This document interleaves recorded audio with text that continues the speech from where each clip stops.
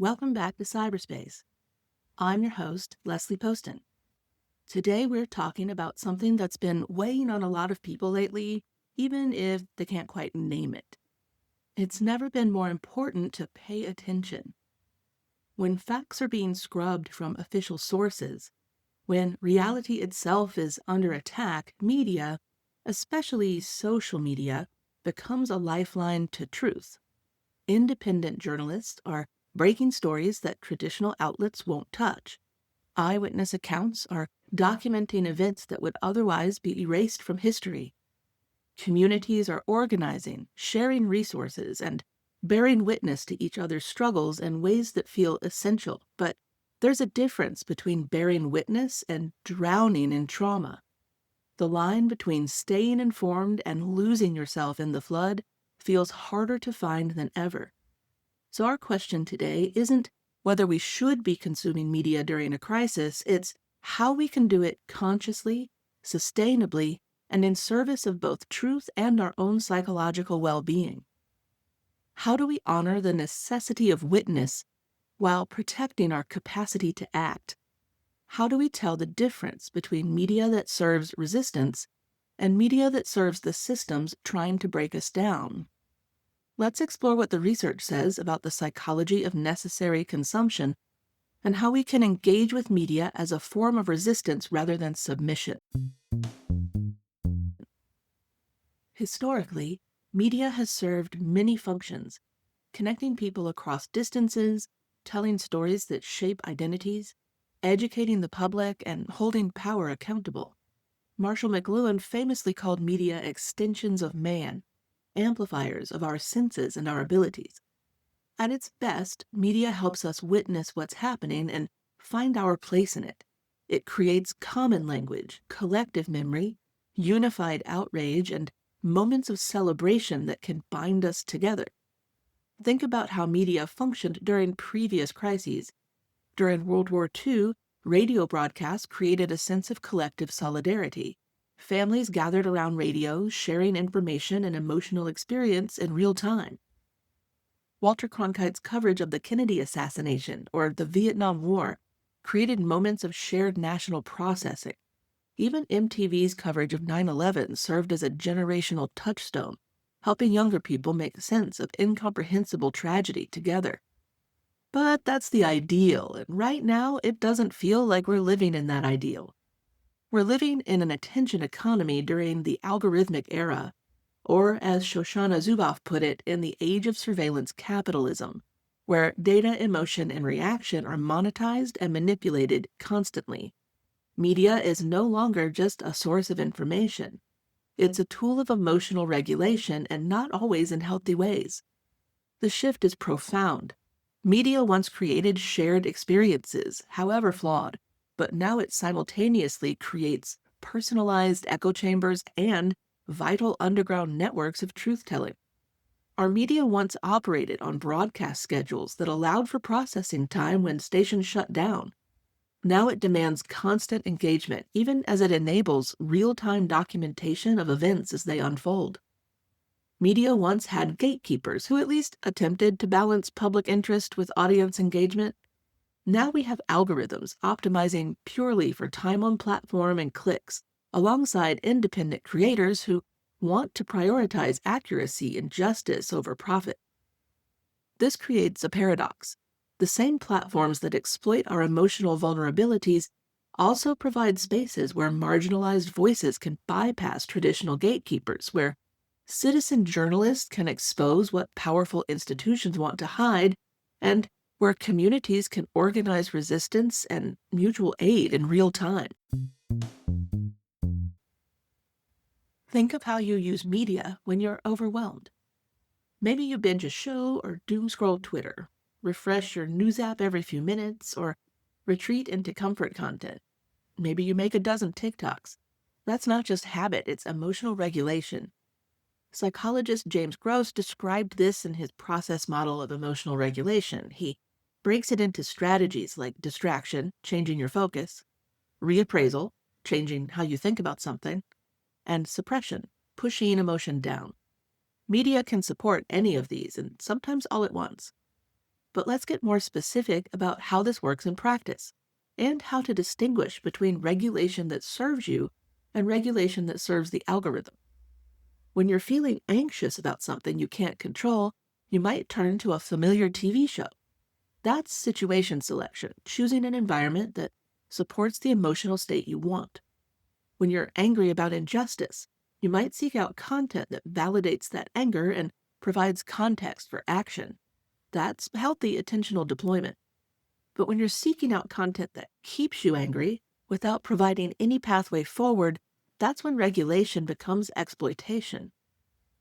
The key question becomes, is this media helping me understand, process, and potentially act? Or is it just keeping me activated without direction? Research by Reinke and Eden expands this into a media-specific framework.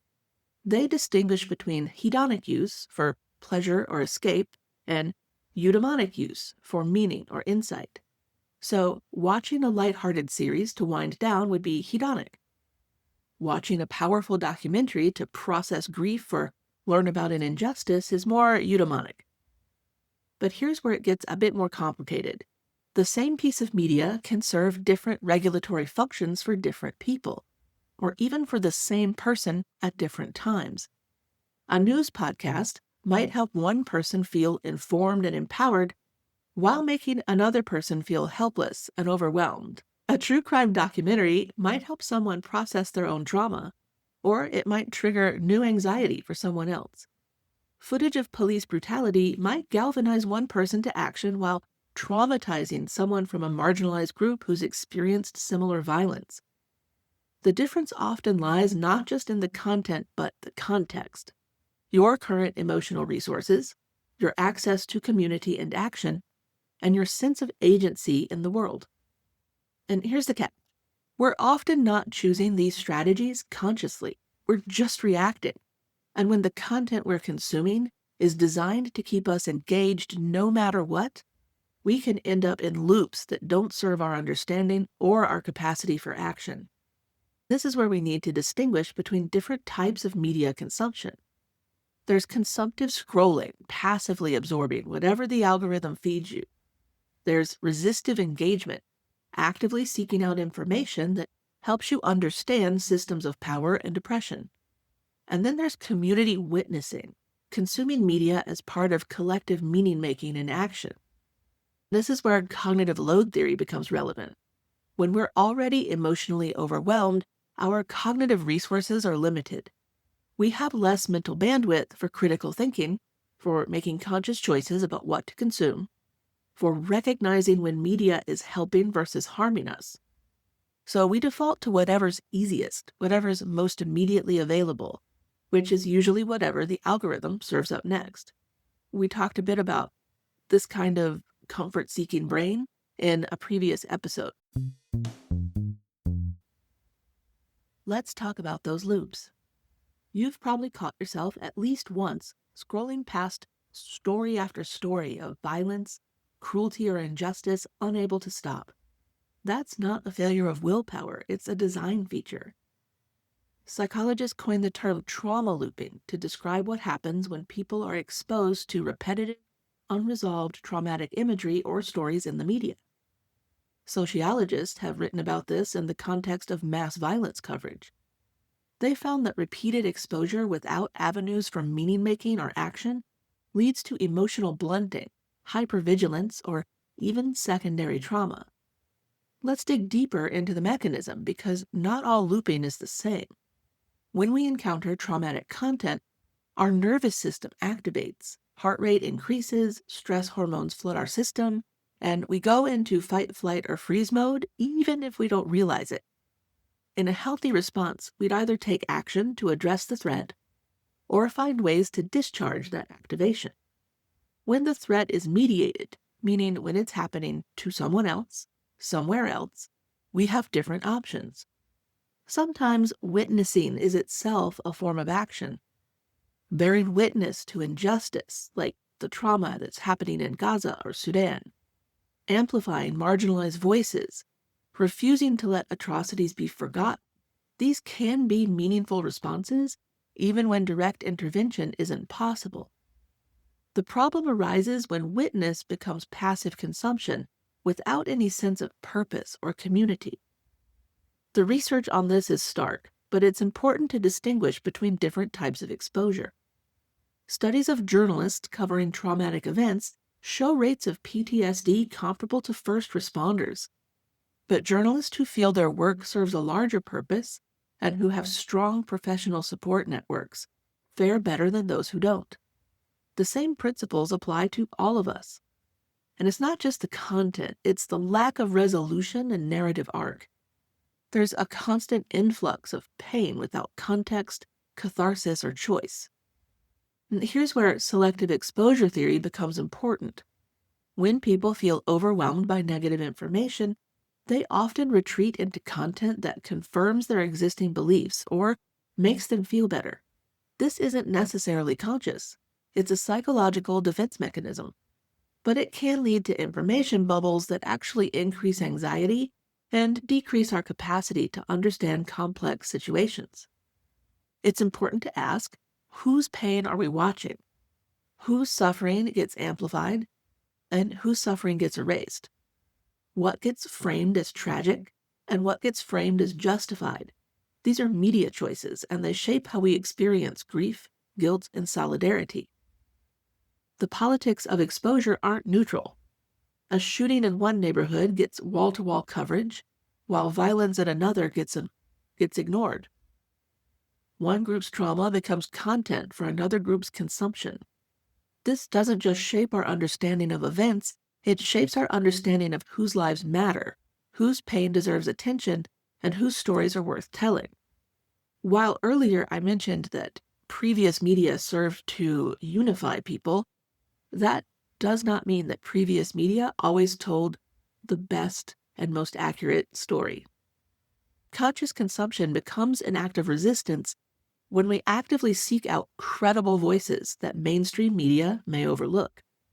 Verified independent journalists, established community organizations, primary sources, and eyewitness accounts that can be corroborated.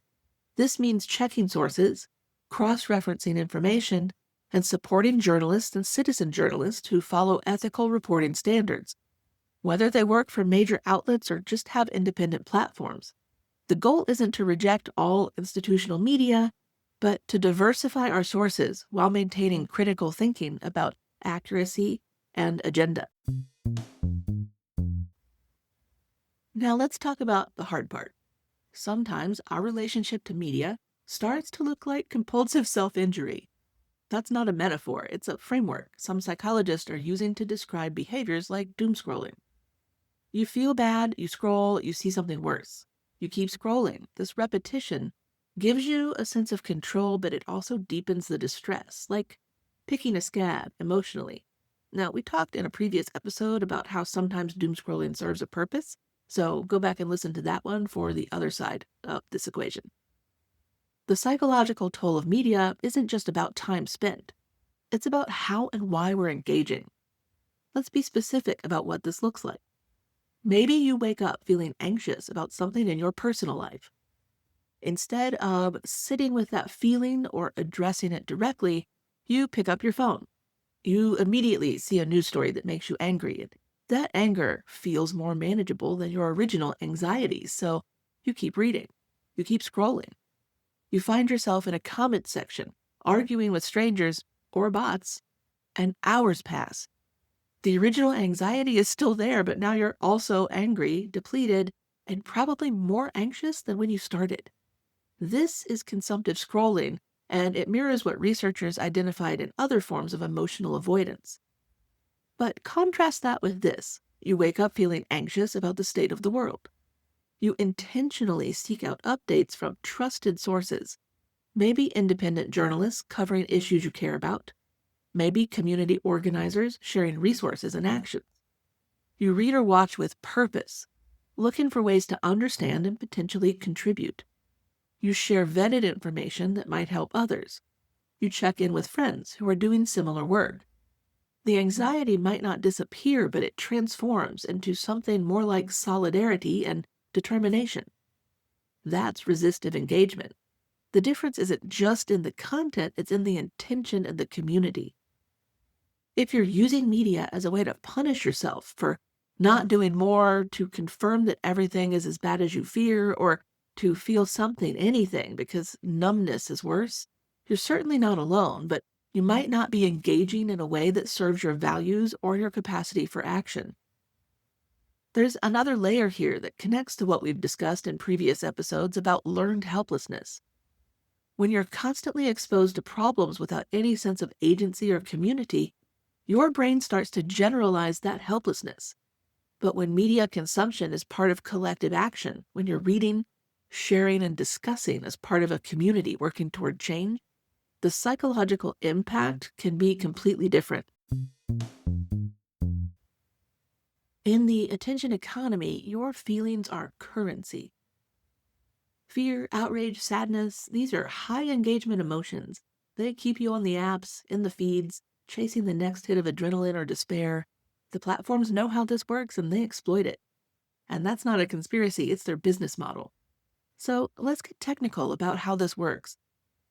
Most social media platforms use machine learning algorithms trained on massive datasets of human behavior. These algorithms don't understand content in the way humans do, they just recognize patterns. They learn that certain types of content get certain types of response. Content that makes people angry gets shared more. Content that makes people afraid gets clicked more. Content that triggers moral outrage gets commented on more. The algorithm doesn't care about your mental health. It doesn't care about social cohesion or democratic discourse or your ability to sleep at night. The algorithm only cares about engagement metrics. And unfortunately, many of the things that drive engagement are exactly the things that undermine psychological well-being. In past episodes, we've explored how emotional manipulation can be dressed up as structure or policy. The same thing is true of media. The more emotionally destabilized you are, the easier you are to influence and monetize. There's research showing that people in heightened emotional states are more likely to make impulse purchases, more likely to share content without fact-checking it, more likely to engage in online conflict. From a business perspective, keeping users in a state of heightened emotion is highly profitable. From a human perspective, it's so destructive. And that raises a bigger question.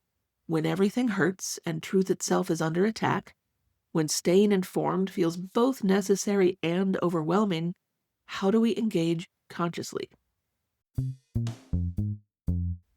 Here's one answer: parasocial relationships.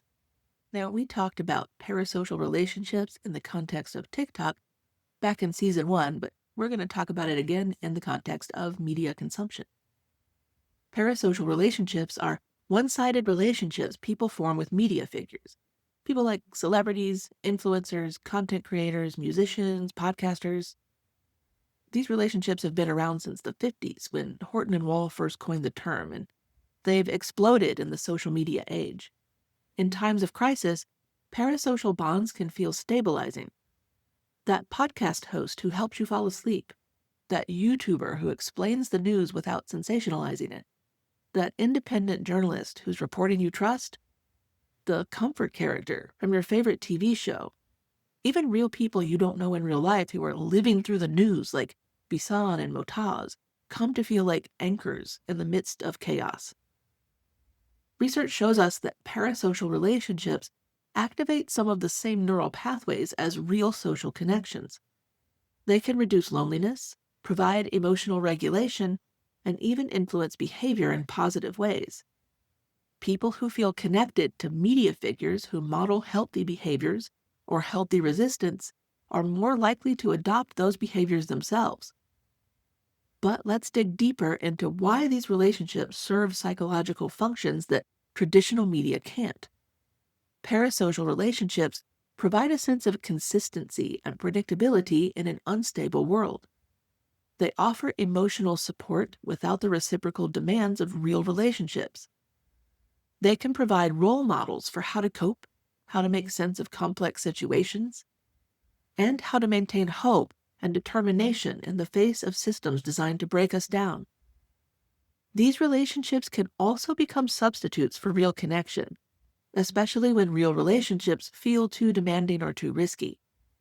They can create unrealistic expectations about how people should behave or what support should look like. And because they're mediated, they can be manipulated in ways that real relationships typically aren't. They're not your friends, but they are helping you regulate emotion and preserve identity during uncertainty. So it's not inherently bad, but it can become problematic if it replaces real world relationships or leads to unrealistic expectations. Still, it shows us something important. Media is relational, even when it's mediated. We're not just consuming information or entertainment, we're seeking connection, understanding, a sense that we're not alone in whatever we're experiencing. And in times when traditional institutions are failing us, when official sources are compromised, these relationships can become lifelines to sanity and to truth. Let's flip the perspective for a moment. If you're someone who creates media, whether you're a content creator, educator, journalist, or artist, this isn't just about what you consume. It's also about what you put into the world, and that's heavy. Because when everything hurts, it's hard to know what your role is. Are you helping people understand, or are you making things worse and just adding to the noise? Social psychologists argue that media creators are caught in a moral paradox. You want to tell the truth, but you don't want to re-traumatize people. You want to raise awareness, but you don't want to manipulate. You want to offer hope, but you don't want to lie. The pressure is intense, especially for independent creators who depend on engagement for their livelihood, but refuse to sacrifice truth for clicks.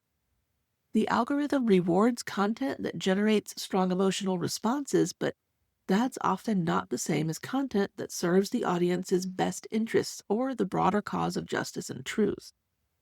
Creators find themselves torn between what gets views and what feels ethically responsible, and many are choosing ethics over algorithms, even when it means financial sacrifice. Not all, but many. This is its own form of resistance. There's also the question of emotional labor. When you're creating content about difficult topics, you're not just processing your own feelings, you're managing your audience's emotional responses, fielding comments, messages, and questions. You're holding space for other people's trauma while you're trying to manage your own. And then there's the impossible standard of having to be on all the time. Social media has created an expectation that creators should be constantly available, constantly producing, and constantly engaging. There's no space for processing, rest, or uncertainty. You're expected to have a take on everything immediately, regardless of how you're feeling or what you're dealing with in your personal life, or, frankly, regardless of whether you know anything about that particular issue. There's no perfect answer, but one helpful guideline is intention plus transparency. Think, why are you sharing this? Who does it serve? What emotional state are you inviting people into? And do they have the choice to opt in or opt out? This might mean content warnings, but it goes deeper than that. It means being honest about your own limitations, your own processing, and your own uncertainty. It means creating content that treats your audience as whole humans with agency, not just engagement metrics. It means asking, does this serve truth? Does this serve justice? Does this help people understand their world and their options for action? So, what would it look like to engage with media differently? Let's start by acknowledging that media can be restorative. It can offer clarity instead of chaos, meaning instead of overload, and connection instead of collapse. But that doesn't mean only watching positive content. It does mean being deliberate. Slow journalism, embodied storytelling, narrative repair, joy-centered resistance, humor as medicine.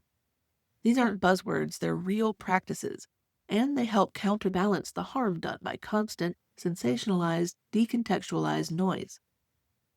Talking about what some of these practices actually look like, slow journalism prioritizes depth over speed, context over breaking news, and it gives stories time to develop, provides background and nuance, and focuses on solutions as well as problems. Organizations like the Marshall Project, ProPublica and The Guardian's long read section are examples of this approach.